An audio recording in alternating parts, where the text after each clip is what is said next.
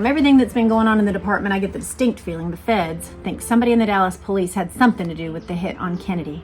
I can't see any other reason why they'd be spending so much time grilling so many of our people. What about?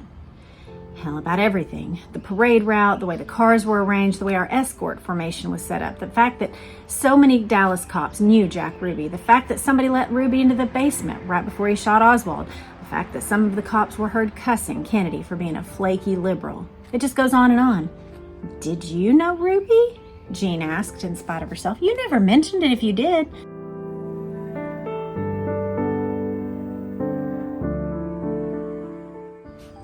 Good morning, you guys. Welcome back to my channel. And if you're new, then welcome. I'm Jess Cannell, and I would love to earn your subscription. I don't say that lightly. I do really value each person who chooses to spend time here reading with me. I know you could do a billion other things with your time, and so I'm grateful to have this little pocket of time carved out for us to today research together the JFK assassination. We are reading through portions of Jean Hill's book. Jean Hill was the woman in red on the opposite the grassy knoll, very close to Jackie at the time of the JFK assassination. And her book is called JFK, the Last Dissenting Witness. We have read through a few portions. Today we are going to do a smattering of portions that have to do with the FBI men who were coming and asking her questions, as well as her relationship that she had just begun in the few months prior to the JFK assassination with a Dallas police officer named J.B. Marshall. He is actually the one in the photo as from her perspective. Mary Mormon snaps the photo. It's the famous photo of the assassination, and J.B. Marshall's helmet is there in the front. So she is having an affair with him. She has separated from her husband. He told her he was separating from his wife, and we are going to find out the truth today. I will say, I don't know, of course, his heart in that.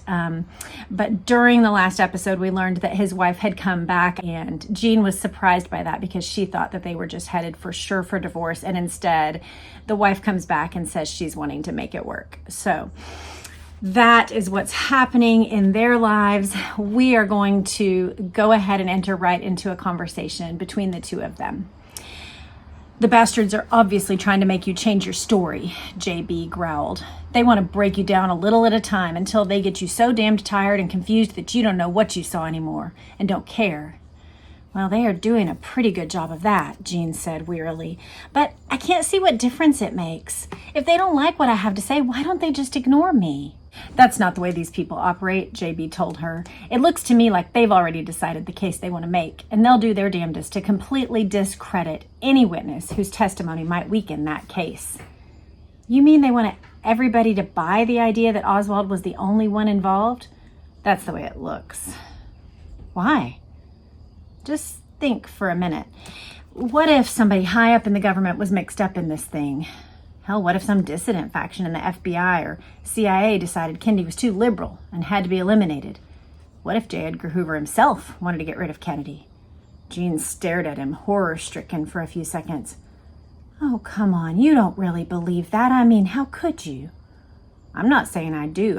I don't really know what I believe right now, but I know that if enough people say there was somebody shooting besides Oswald, and if they keep saying it long enough, it could lead to a lot wider, more thorough investigation. And if there was a plot of some kind inside the government, that'd be the last thing the plotters would want. That's why the things you're saying could be so dangerous to them. I wish you'd quit saying these things, JB. You're scaring the hell out of me.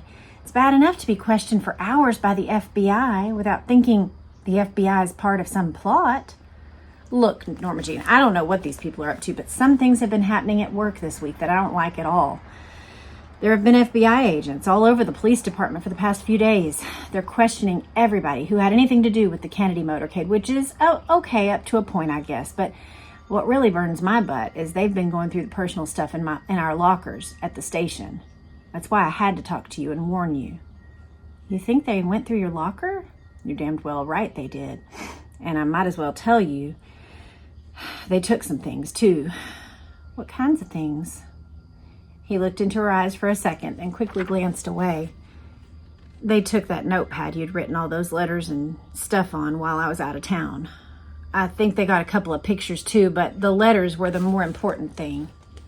Jean felt a chill travel up her backbone. She had expressed thoughts and feelings in those letters that had never been intended for any eyes except JB's. But it wasn't the emotional, deeply personal things she had written that worried her most right now. It was the references she had made to the assassination and a possible conspiracy. Maybe you just lost the pad somewhere? Maybe you put it somewhere else and forgot? No, it was definitely in my locker. I'd been reading at least 3 or 4 pages in it every day before I went on my shift. Then, when I opened the locker yesterday, it was gone. I know the bastards took it. They're the only ones who could have. Okay, so I just want to stop right here and say that actually this has a little bit of the ring of truth to it. Obviously, we can't know if 62 years ago Jean Hill gave her written thoughts to J.B. Marshall and all of that. But I will say that if you were a married man who was having an illicit affair with another woman and your wife said she maybe wanted to come back, I don't think you would want those papers to be mislaid anywhere else. You wouldn't even put them in your car. You'd want to put them as far as you could from the person to whom they could do the most damage. And so if he had such papers, it seems completely reasonable to me that they would be in the locker. What do we do now? We're just going to have to be damned careful, he said. It'd be better if you'd have just kept quiet in the first place about what you saw, but the best thing you can do now is make the FBI think they're shaking your story. Make them think you've changed your mind and had second thoughts. Hey, wait, the president got his brains blown out, and I think I saw 2 of the people responsible. How can I lie now and say I didn't see anything? I won't do it, JB, not for you or the FBI or anybody else. All right, I can't make you, but I don't think you understand what you're dealing with here, Norma Jean. These people have only just started with you, and they're liable to make a lot more trouble before they're through. They'll invade your whole life if they feel like it, and there's not a thing you can do to stop them. There's no way I can be that important to them, she said, disbelievingly. Why would they waste so much time and energy on me? Don't kid yourself. They'll keep on for as long as it takes until they've either discredited you or destroy you. It took only a matter of minutes for JB's grim predictions to start coming true. When she returned home that night, her headlights picked up the shape of an unfamiliar car, parked a half block down the street from the cul-de-sac in front of her house. For an instant, as she rapidly approached the car, then whipped past it, she was almost sure she could see 2 figures inside the car.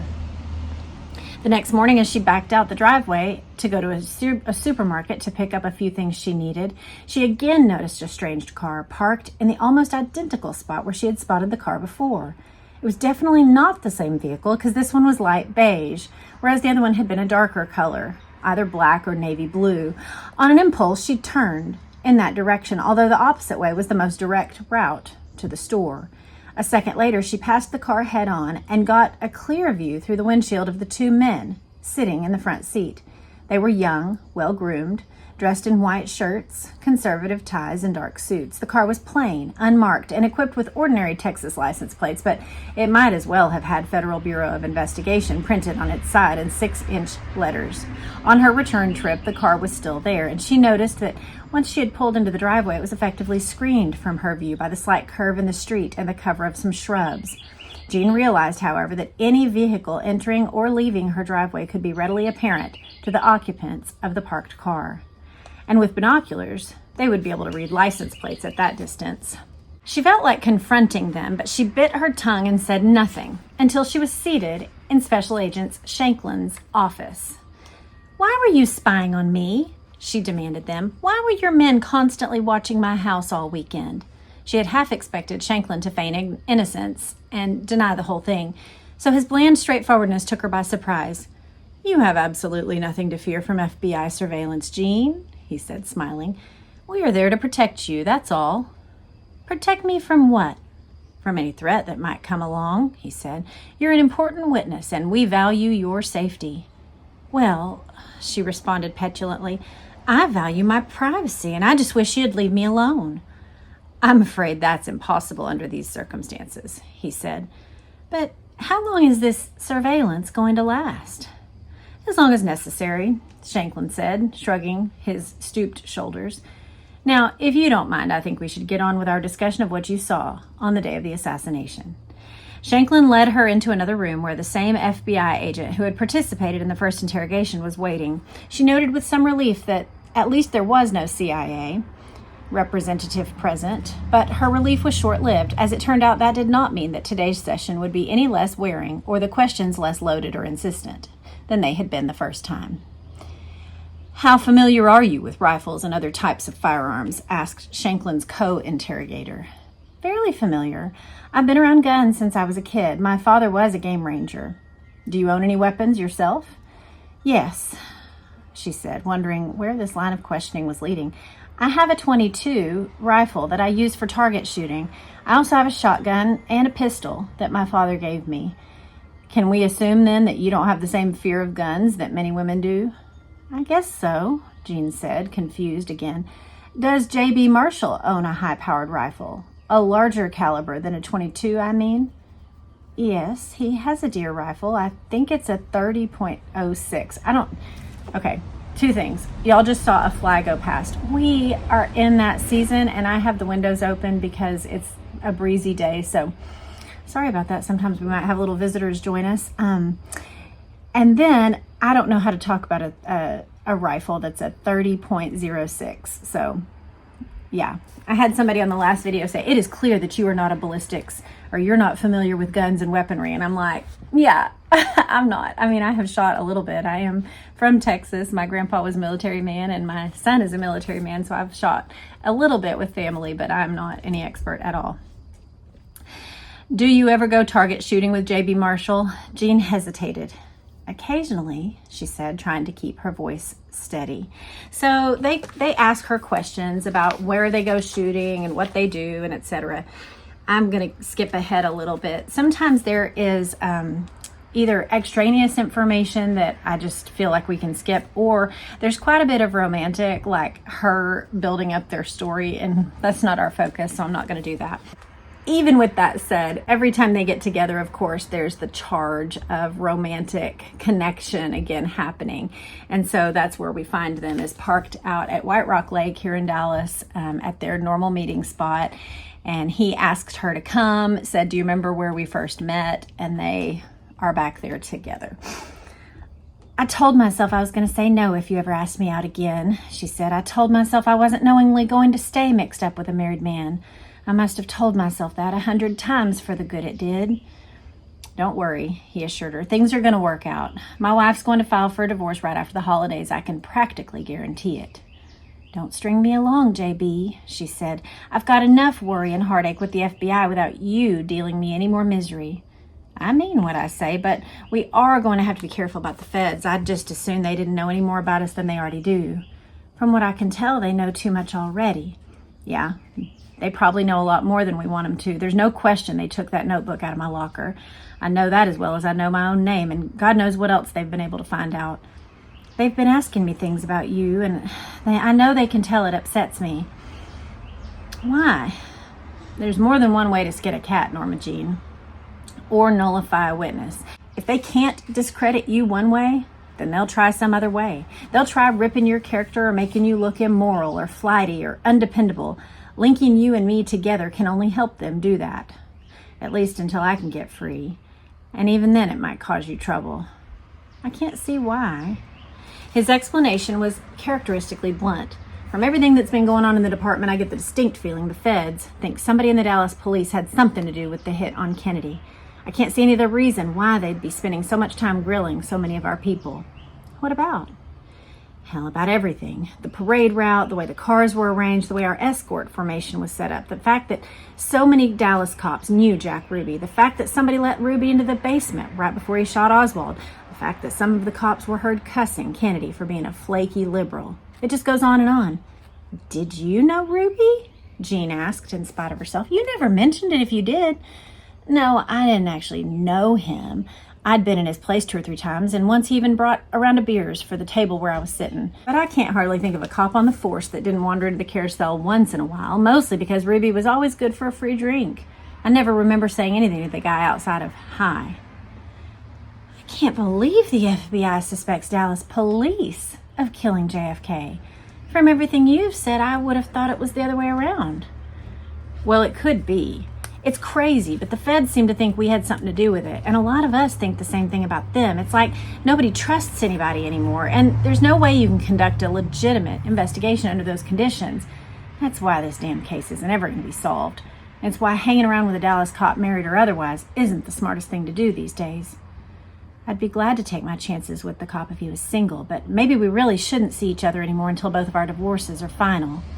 The words were as unpalatable as a mouthful of chalk dust on her tongue, but she felt she had to say them anyway. So then they basically say to hell with the FBI and go ahead and tangle up that night. I'm going to spare us that whole section. All right, we're going on to the next section where they are talking again. So, you know, for all of her, let's just stay away from each other. They're back together. The feds are tearing our whole department to pieces, he said. They're slipping around and talking to guys' partners behind their back, telling them a lot of lies about incriminating stuff their partners supposedly said about them. What kind of stuff? You know, stuff like, he's told us all about you and that kickback you took, or that woman you're sleeping with, or anything else that might be incriminating in any way. Then, when they get something on a guy who might be able to cast doubt on that Oswald acted alone BS, they start leaning on him. I know of cases where they've told cops to alter their locations at the time of the assassination or deny something they might have heard over the radio, and then they tell him, if you don't cooperate, we'll take your badge. It's kind of a divide and conquer situation, and they've been especially rough on all the guys who were in the motorcade duty that day. To tell you the truth, McGuire and I both expect to be kicked off the force just about any time now. So do a lot of other people. I've seen half a dozen fist fights break out between guys I thought were best friends just in the past couple of weeks. One guy even tried to shoot his partner right there in the basement where Ruby killed Oswald. That's hard to believe. I always thought the Dallas police were like one big family. We were, with a few exceptions, of course. Lots of guys didn't like J.D. Tippit, for example, and now that he's dead, a lot of them still don't. I get the feeling that feds think Tippit was in this thing with Oswald up to his armpits. That may be what started all this crap in the first place. On the other hand, it might not be. Why should the feds want to mess up the whole department? What good does that do them? Hell, they want to intimidate us to the point that no Dallas cop will dare dispute anything the FBI says about this case. That means the feds would have a totally free hand in the investigation. If they can't intimidate us, they're going to do their best to make us look like the biggest bunch of bumblers and clowns since the Keystone Cops. That way, if we come up with something counter to what the FBI claims, nobody will be able to believe what we say anyway. So they go on like that for a while. Now, I will say, of course, all of this would be considered hearsay. It's not Jean giving us her testimony. It's her giving us, like, as if she put a microphone in front of a Dallas police officer and is getting the inside scoop. So then this gets back to the same question we had before of credibility and what can we believe. And I would say for all of these things, my tendency is to hold these things out as potentially true, not as verifiably factual. And so then what I do is I tuck it away back here.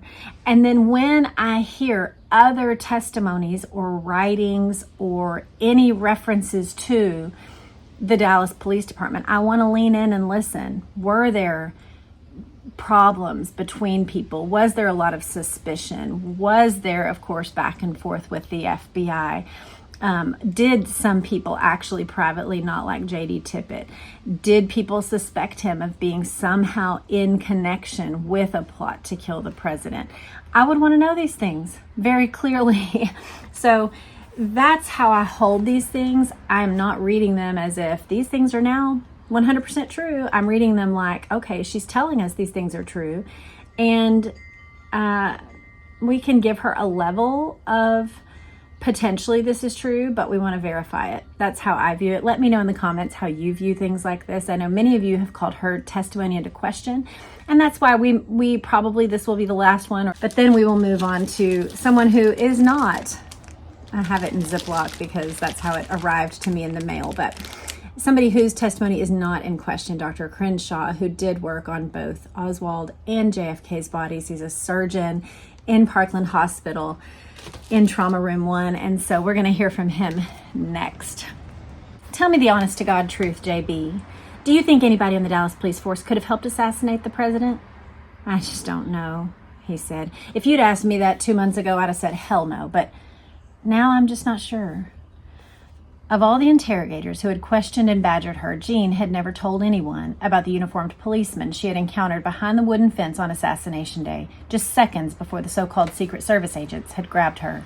In fact, she had never mentioned the incident to anyone, not even JB. But now she could no longer resist the need to talk about it. So here, some people are saying she changed her story along the way.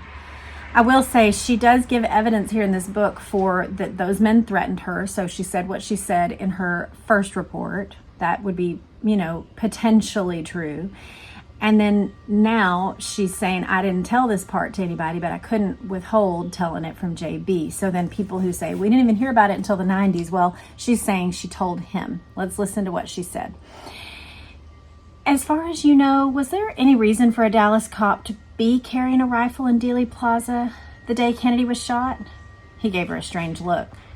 Not that I can think of. What makes you ask? When I ran behind the fence right after the shots were fired, I came face to face with a cop.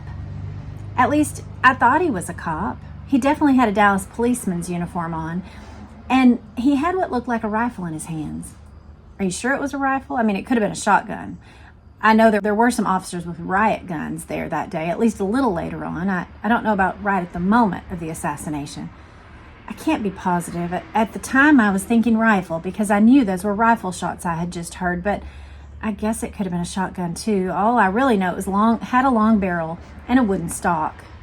Instead of going away, the strange look seems to intensify on JB's face.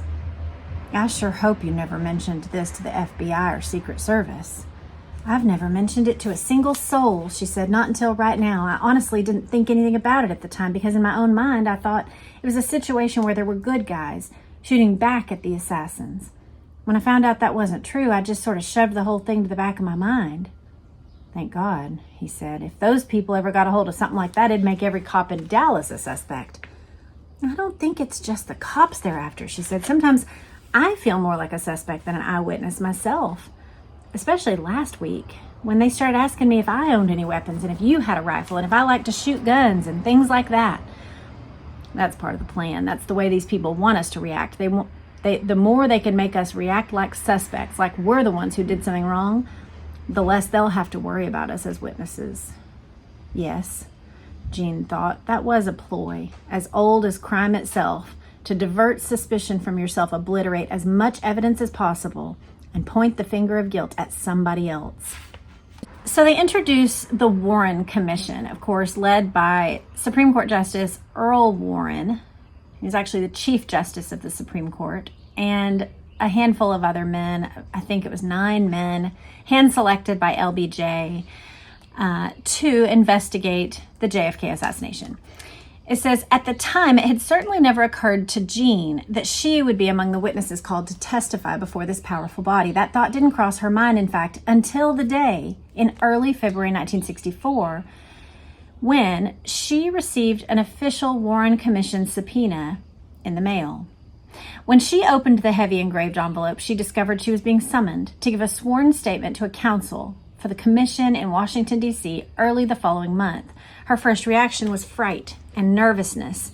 But after the initial shock wore off and she had some time to think about it, she actually became rather excited. The federal government would undoubtedly pay for all her transportation, and it would give her an opportunity to see the nation's capital for the first time, but without the encumbrance of 2 small children.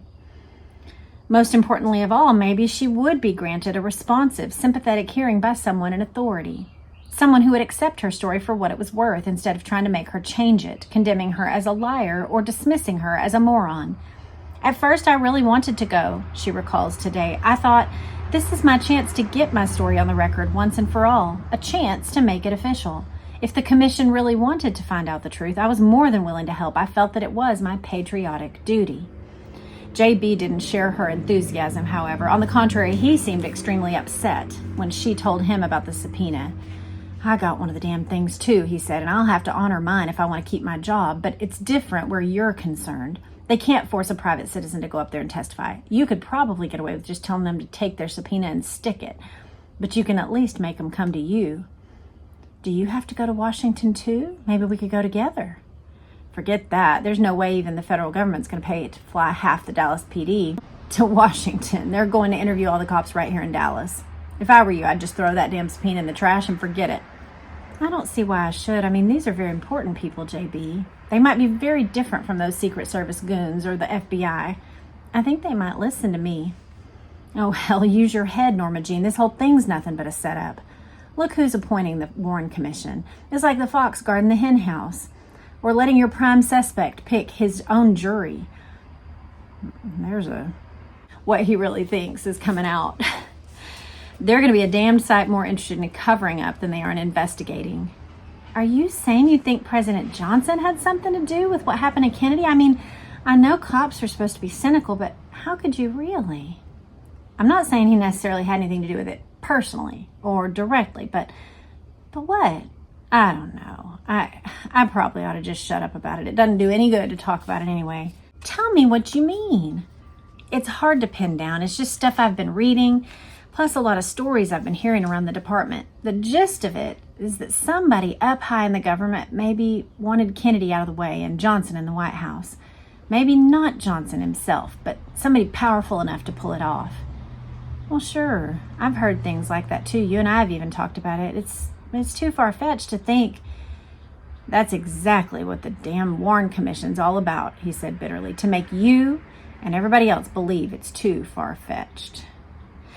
So she sticks the envelope away at the back of a dresser drawer, hoping to keep it out of sight. She doesn't know whether or not she's going to go. She's trying to think, like, would that bring a penalty to her? Would it be disloyal to the country to not share her story? She's wrestling with these things. Shanklin called her in one morning with a pointed question. I know you've received a Warren Commission subpoena, Jean, he said. Are you prepared to go to Washington to give testimony? She could feel the butterflies fluttering around in her stomach. I guess so, if that's what I'm supposed to do. Good. We'll make your travel arrangements. Later, she felt relief that the agonizing decision was finally behind her. A few days before her scheduled departure for Washington, she woke up to a newscast, and she was amazed to hear her own name coming out of the speaker. Here was the newscast. New York attorney Mark Lane, who was hired by the mother of accused assassin Lee Harvey Oswald to represent her son, and who plans to write a book on the JFK assassination, is in Dallas today, talking to various assassination witnesses, the announcer was saying. Among those Lane plans to interview our Dallas schoolteacher, Jean Hill. Jean sat up groggily in bed, rubbing her eyes and wishing for a replay of what she just heard. That's something we only have in the modern era, where we can pause a YouTube video and go back and hear it again, even if it's a live stream. The prospect of being interviewed by a writer was almost worse than that of being interrogated by the Warren Commission lawyers, because it would mean more publicity. Soon she received a call. Mrs. Hill, this is Mark Lane. A male voice said, I'm gathering information on the Kennedy assassination, and I'd like very much to talk to you. What about? About what you saw in Dealey Plaza the day the president was killed. I gave a deposition at the sheriff's office that day, and I've talked to the FBI several times since. I don't really have anything else to say. Mrs. Hill, you were one of the people closest to the president's car when he was hit, and you claim to have seen a man who could have been involved in the assassination running away that day. This could be very important information, and I'd like to do a personal interview with you about that. Look, I'm scheduled to talk to the Warren Commission soon, and I don't think I should talk to anyone else about it beforehand. I think I've already talked to too many people already. Well, I'd just like to know what that man looked like. You could tell me that now, couldn't you? Jean felt the now familiar queasiness forming inside of her. He was a heavy-set man, she said softly, wearing a hat and a brown overcoat. How old would you say he was? How tall? In his 40s, I guess, and about average height. Did you ever see him before or since? I don't know. I told you I don't want to talk about it. Do you think you might have seen him somewhere else? Jean hesitated for a full 5 seconds before she answered, Yes, I think so. Listen, I don't want this in any books or anything, but, well, I thought he looked a lot like Jack Ruby. She had the distinct and instant feeling that she had made a mistake, but at the time she had no idea of its implications. She could not know, for example, that Lane himself, who wanted to serve as Lee Harvey Oswald's posthumous legal counsel before the Warren Commission, would testify before the commission a short time later, on March 7th, 1964, and he would allude to his conversation with Jean in these words. She said further that after the last shot was fired, she saw a man run from behind the general area of the concrete facade on that grassy knoll, and that he ran onto the triple overpass. Other than a misinterpretation by Lane or an attempt to stretch her remarks out of context, Jean can offer no explanation today for the last portion of this statement, since she had never, in all the hours of questioning she had undergone to this point, mentioned anyone running onto the triple overpass. I will say, let's go ahead and put up a map. There are many people who made the little traverse between the grassy knoll area and the triple underpass. At that time, it was a fairly easy, little climb between the two. And so it may have been his assumption, because when you go down there, you see very quickly, and especially at the time, there are contemporaneous videos of people, and that you could just walk back and forth between the triple underpass, and there was like a little metal barricade or whatever, but it was not a big deal to go from one to the other. So that may have just been his assumption, that she said like he's running that direction, and he just took it a little further. But there were 5 separate references in his book, Rush to Judgment, to Jean's story, including her claim to have seen Jack Ruby in Dealey Plaza. These were augmented by statements that were based on her Warren Commission testimony. He did admit that she had not given him permission to film her, and that she had told Lane that she could not discuss the case anymore because of her safety. So that was the Lane interview that happened. Shanklin calls her down and says, Jean, what am I going to do with you? We've told you over and over again that the man you saw running in Dealey Plaza could not have been Jack Ruby, because we've established that Ruby was somewhere else at the time, but you keep right on saying that. You seem to say it every time you get a chance. Why, Jean? Why do you want to make trouble for yourself? Maybe because I happen to think it's true. Besides, what makes you think I've been talking to anybody about it? Mark Lane doesn't keep secrets very well, Jean, Shanklin said, lighting a fresh cigarette from an inch-long butt and then crushing out the butt among dozens of others in the overflowing ashtray on his desk. Of all the people in the world you could have picked to tell this Jack Ruby pipe dream of yours to, Mark Lane is probably the very worst. I'm going to skip ahead a little bit, but JB is very angry that she spoke to Mark Lane, and he warns her, look, planes blow up all the time. This was really stupid of you to have talked to somebody who would publicize your words like this. And, not only that, but like, you're going to be on a plane with Marina Oswald. She'll have Secret Service protecting her as she gets off the plane. But what if there were a couple of guys with a gun at the airport waiting for you? Like, you're taking risks that you don't even understand. And she feels really threatened by that. But on Saturday, March 21st, 1964, Jean received a curt letter from the Warren Commission informing her that since she had refused to keep her Washington appointment, so she had stood up the appointment in Washington, she would be interrogated instead at Parkland Memorial Hospital in Dallas at 2:30 p.m. the following Tuesday. The letter left little doubt that her failure to appear would lead to dire consequences, even though she was being given only 3 days' notice. Shanklin also called her and said, I'm sending agents to pick you up. Be ready. And she said, I'm not riding with you. I'm driving my own car. I don't want to ride with those guys. And he said, fine, but they're going to escort you and they're going to make sure you get there. So she gets there. She's ushered into an office on one of the upper floors of the medical center. It became obvious that Specter, so Arlen Specter, who was an assistant counsel for the Warren Commission, now a U.S. Senator from Pennsylvania. He was a senator when I was a kid. He had a long career in government after this. Specter had been fully briefed by the FBI and Secret Service on her background, her personal life, and her history as a dissenting witness. She contends today that Specter purposely set out to humiliate and intimidate her in every way possible. Besides Jean and herself, Specter and a stenographer were the only persons present, and Jean firmly maintains that none of the actual conversation that took place at the beginning of the interview was ever recorded. She recalls Spector telling her frostily that he knew all about her. She says that he accused her of engaging in a shabby extramarital affair, thirsting for publicity and notoriety, refusing to cooperate with federal authorities, and proving herself totally unreliable as a witness. Unless the commission received her full cooperation from now on, she remembers him telling her she would be, quote, very, very sorry. At one point during this diatribe, Jean says she glanced at the stenographer, who kept her eyes averted and had thus far written nothing at all on the notepad in front of her. "Are we talking off the record here?" she demanded. Yes, she was told, but once the conversation became official, she would be expected to give proper answers based on fact, not on her overactive imagination or what some talkative cop told you while you were in bed together. She felt her face flush. She had prayed that this time would be different, but it was going like all the rest. "You can go to hell," she said to Spector. "I know what I saw and what I heard."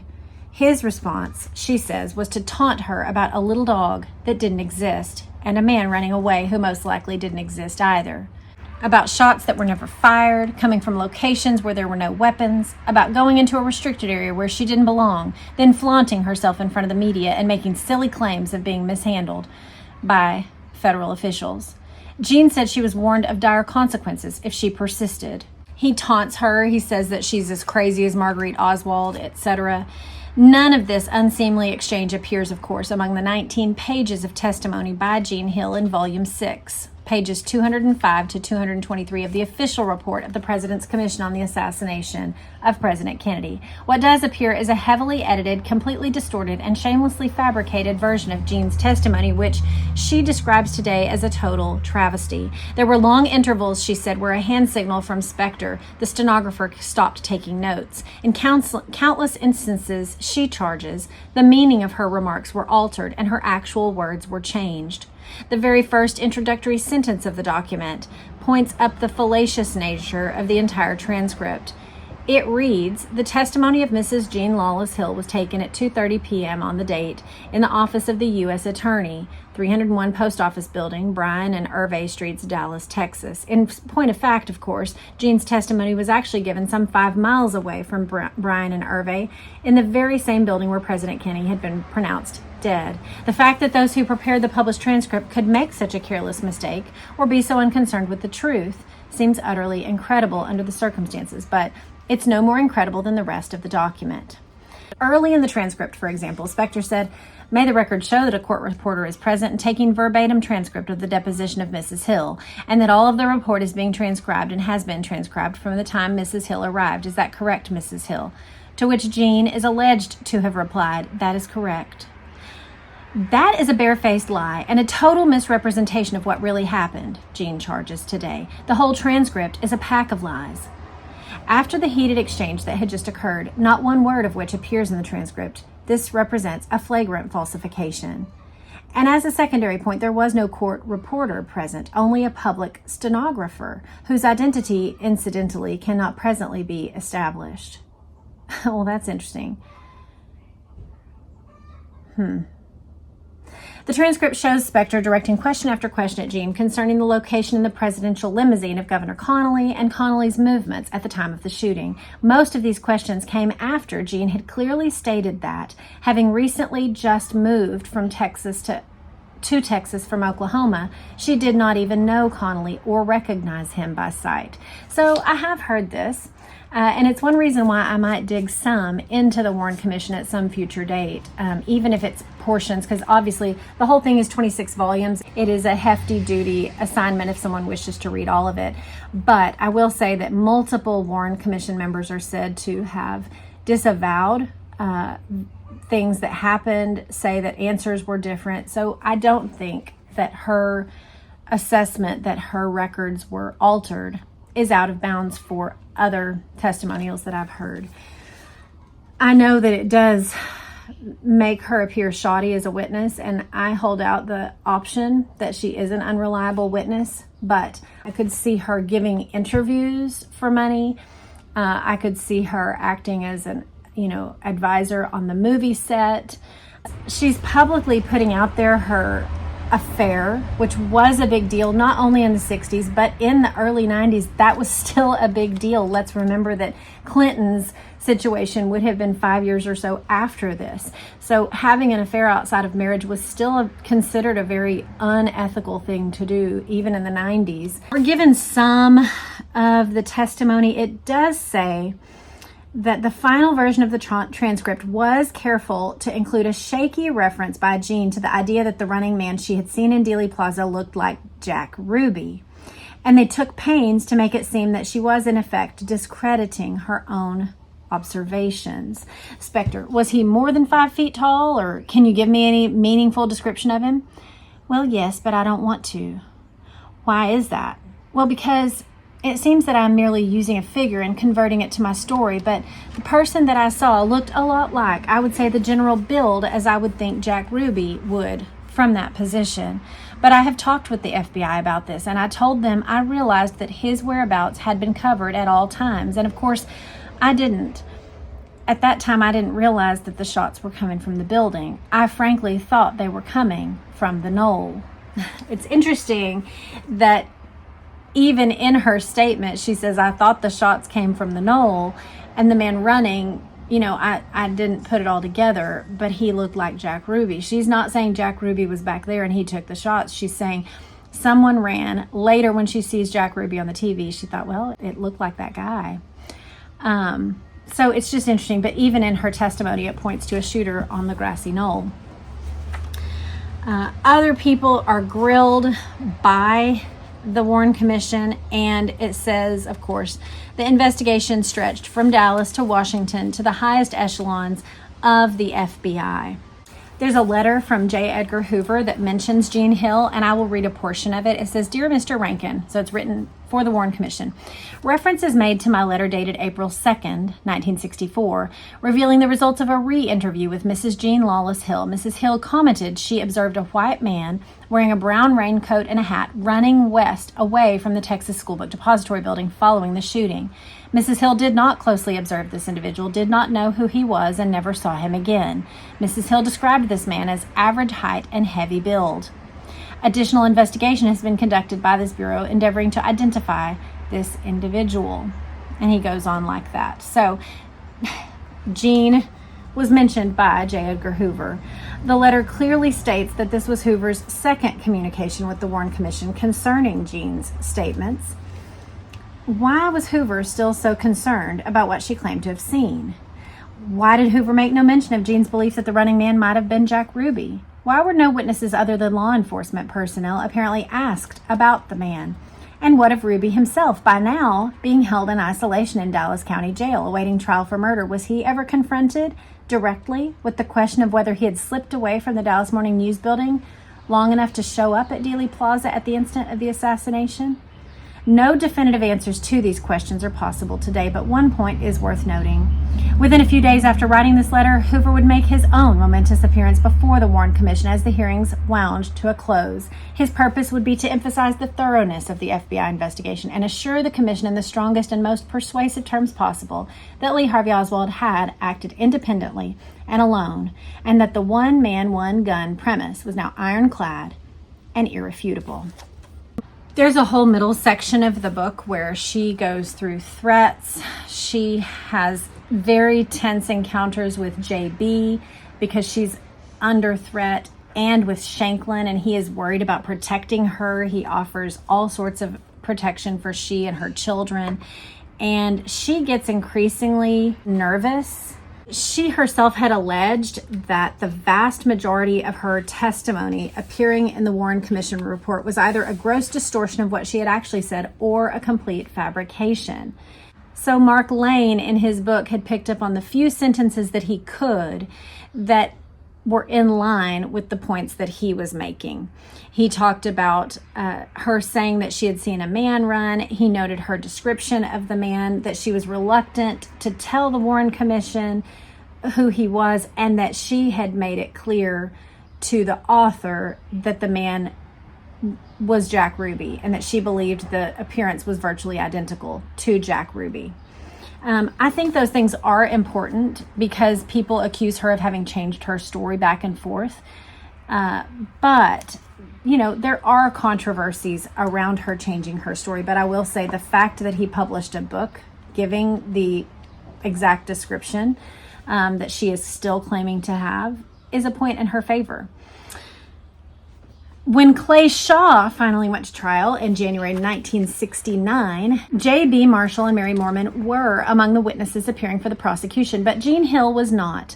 Neither was Julia Ann Mercer, the other witness mentioned by Ozier, who could place Ruby at the assassination scene. We read her story, her account in Penn Jones' book, Forgive My Grief. He gives her deposition where before Jack Ruby assassinating Lee Harvey Oswald, she had gone in and written a statement saying she saw a man very similar to the brown coat, heavy set man that Jean Hill had described. She describes a man very like that on the grassy knoll the morning of the assassination, loading things up the hill with another man, with a second man. Julia Ann Mercer is someone whose testimony fits hand in glove with Jean Hill's testimony.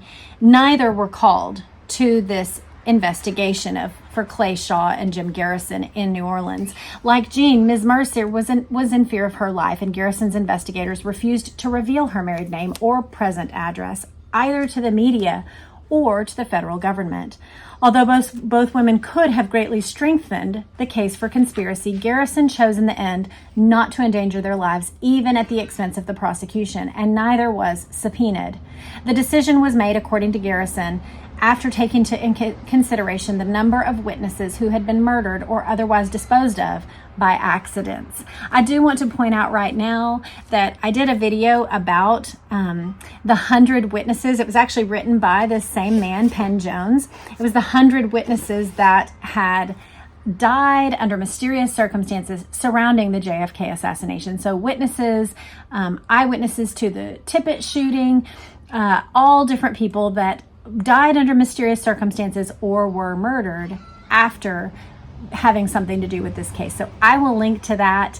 It looks like this, and I will link to that in the show notes. But now we are going to wrap up. Jean was fascinated by Julia Ann Mercer's story and reassured by the credence given to it by Garrison and his staff. It not only supported Jean's own story, but it bore uncanny resemblances to it in several ways.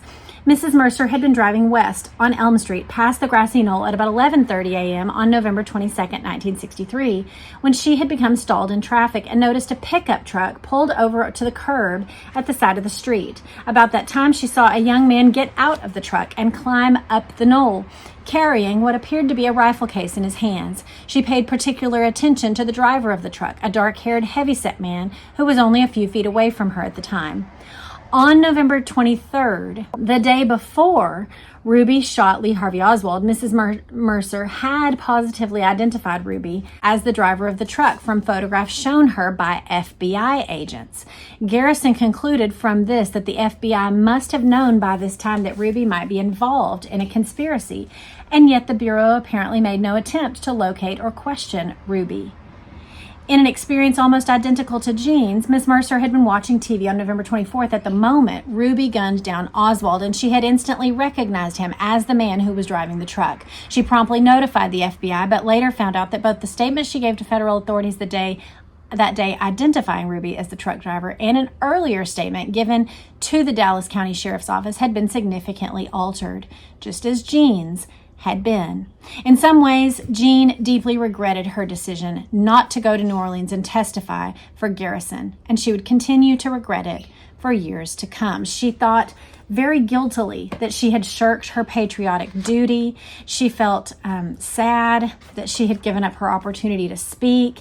And we go through the rest of the book hearing, the occasional time when people would reach out to her or that sort of thing, but and then we get to hear about her encounters with the movie JFK, which I'm not going to read to you, but I did want to read the final section of the book. She says, I am just an ordinary person, and I'm certainly far from perfect or infallible. I've made my share of selfish, foolish mistakes. Sometimes I've done the wrong thing and suffered as a result, but I hope and I believe that most people will be understanding enough to forgive me for it. Besides whatever may be said or thought about me on a personal level, it really isn't very important anyhow. If I can help in some way to reveal facts that have been withheld from the American public for almost 30 years, then I'll be happy and content. History, Jean believes, will inevitably judge all of us with the kind of merciless objectivity that no human jury could ever possess. It will rule on the historic value of JFK and LBJ, Hoover and Warren, Lee Harvey Oswald and Jack Ruby, Garrison and Shaw, all with the same relentless, incorruptible fairness. Quote, and finally, when it gets past all the large rocks and medium-sized pebbles and starts sifting through the smallest grains in the sands of time, it will get around to me. From this point on, Jean Hill is more than willing to let history be her judge as a witness. She says, quote, I'm not afraid of the verdict. I'm not afraid of anything anymore. I rest my case. And that's the end of the book of Jean Hill's testimony. I hope you've enjoyed it. Like I said, I think we all have questions about the credibility of someone who says she saw a little dog in the car, right? That is an odd statement. It's an odd statement for her to have made twice the day of. But there are some things about her testimony that did not change. And one of those is the sight of this man in a brown coat, that she mentioned it to JB. She mentioned it in her statement. She said it to the Warren Commission and to Mark Lane. And she says it was Jack Ruby there on the grassy knoll. It does merge with the testimony of Julia Ann Mercer, and so we have to decide what we're going to do with it. Let me know in the comments what you thought about Jean Hill, about her encounters with the FBI, and her credibility as a witness. I would love to hear your thoughts. And next time, come back. We will be opening up the Ziploc and getting into JFK, Conspiracy of Silence by Charles Crenshaw, MD. Like this book, we will not read every word, but I do want to give you the interesting bits, and we are going to talk about them together. I hope you have a great day. Bye.